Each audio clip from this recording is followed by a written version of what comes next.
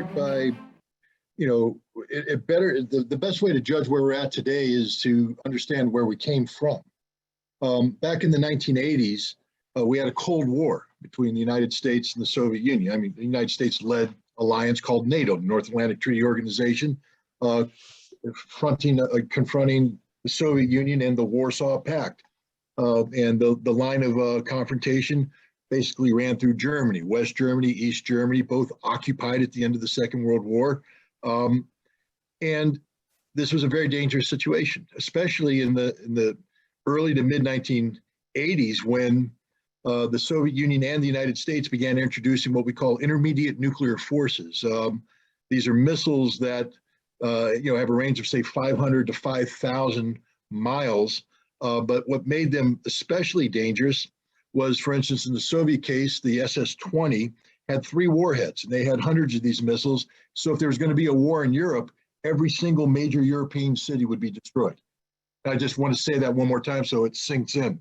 Every single major European city in Europe will be destroyed if there was a war.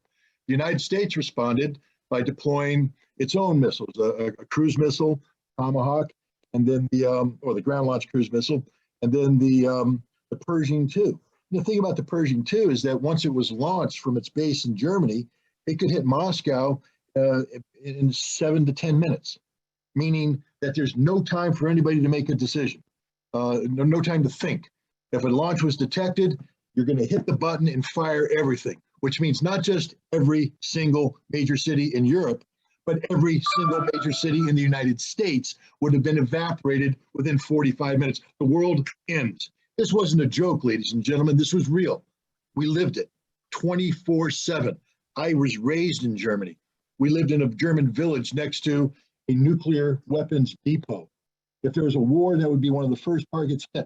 So every morning as a child, I woke up wondering if I was going to get the 200,000 degree suntan, which is basically what happens when a nuclear bomb goes off and the heat flash hits you. That's the reality we lived in. The United States and the Soviet Union, or what we call Russia today, on the cusp of a war that could terminate life as we know it in the world. Now, the Cold War ended. It didn't just end on its own. One of the things I did as a Marine was not only trained to kill the Soviets, I was pretty proficient in what we call combined arms warfare, maneuver warfare, but I also was the first inspector sent to the Soviet Union in 1988 to implement the Intermediate Nuclear Forces Treaty that got rid of those missiles I was telling you about.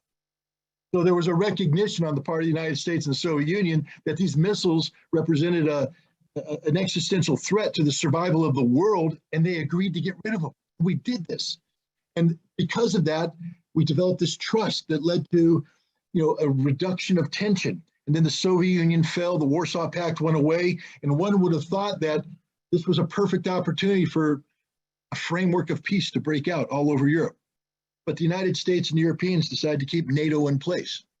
And NATO transformed into something that it wasn't originally envisioned to be. It was originally envisioned to be a defensive organization, a defensive alliance, and then became an alliance that now had European security as its mission, and that included offensive military action. We saw that in 1999 against the Serbs.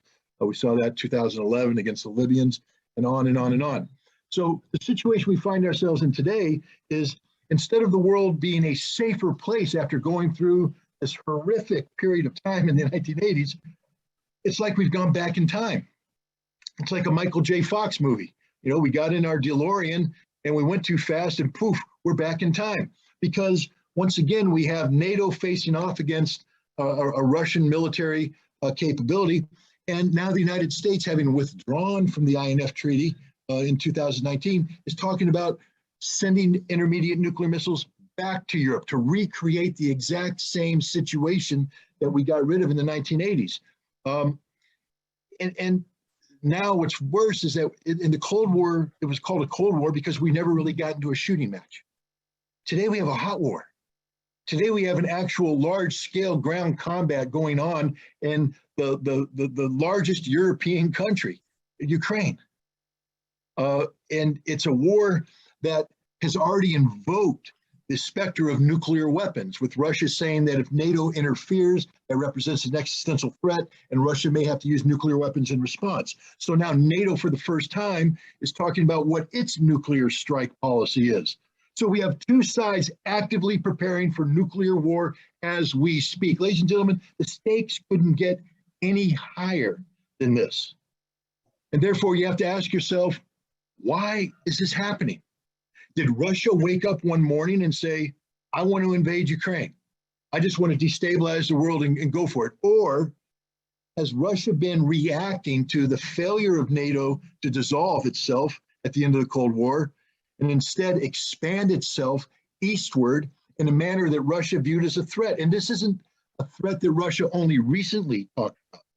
We know that Russia has raised the expansion of NATO continuously since the 1990s. The National Security Archives has the audio tapes of the phone calls from President Clinton and then President Yeltsin, where Yeltsin is begging Clinton not to expand NATO. This puts me in a bad light, he said. This is an embarrassment. I lose face with my people. And Clinton said, sorry, we're expanding NATO anyways. Vladimir Putin, when he became president, said, hey, rather than just expanding NATO, why don't you invite me in? And that way we don't have to worry about it. We'll make it one big happy club. And the United States wouldn't do it, because NATO's purpose was to contain Russia, not absorb Russia. This expansion of NATO has been viewed by Russia as a threat.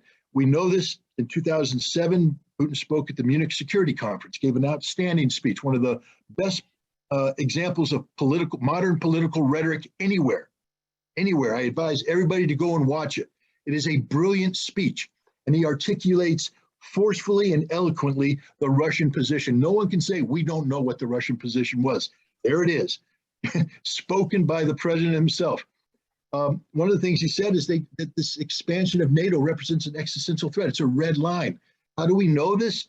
William Burns, you might know that name right now. He's currently the director of the CIA. At the time, in 2008, he was the U.S. ambassador to Russia. He wrote a memorandum called "Niet means Niet," no means no, articulating what the Russian position was in regards to NATO expansion. He said it's a red line and the Russians mean it. They view this as an existential threat. If you continue to expand NATO, and here's the important thing, and he wrote this in February 2009, if you continue to push for the expansion of NATO, Russia will have no choice but to invade Ukraine, and Ukraine will lose at a minimum the Crimea and the Donbass. He predicted the future. Maybe that's why he's the director of the CIA today, but he predicted the future accurately. No one can say we didn't know. We knew, and yet we continued to do this. And we pushed Russia into a corner until last December. They said enough is enough. They sent 2 draft treaties demanding a restructuring of the European security framework, and they demanded Ukraine opt out of NATO, become neutral. They said, we're not joking. Take this seriously. If you don't take this seriously, we will have no choice but to undertake what they call the military technical option. They weren't taken seriously. The United States and Europe ignored them, belittled them, mocked them. And now we have what we have, because the Russians don't bluff. That's lesson number 1 out of this whole thing, is the Russians don't bluff. So as you evaluate what's going on, you hear a lot of spin out there about what's happening, the Russian this, Russian that. Take the Russians at face value. When they say they're going to do something, they're going to do something exactly the way they said they're going to do it. So that's where we are today. We have a major war ongoing in Ukraine, one that, by the way, Russia is winning decisively. I'm not here to promote war. This is an anti-war group, but we're here to talk about the facts. And the fact is, Russia is winning this war decisively. We can go through the metrics all you want. I have a huge amount of experience in this. I've been studying military math all my life. And I'm telling you right now, whatever metric you put up there, Russia has won this war hands down. And they're in the process of, I believe, wrapping up one of the most stunning military victories in modern history. But you won't hear about that because our media is spinning it the exact opposite. And maybe we can talk about why that is at a later date, but that's where we are today. I hope that wasn't too long of an answer.